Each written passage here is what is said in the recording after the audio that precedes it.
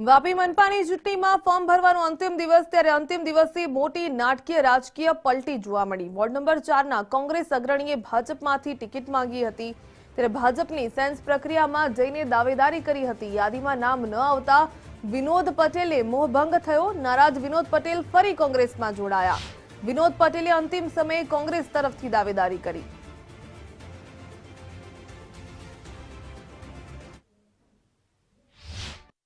Ward number 4 में कांग्रेस पक्ष में उम्मीदवारी करी ने अमे जूना कांग्रेसी ज हता पण आ लोकोना कहेवा प्रमाणे जे लोको विश्वास आप्यो तो नाणामंत्रीए माजी प्रमुख परेशभाई देसाईए ए लोकोए मारा साथे विश्वासघात कर्यो।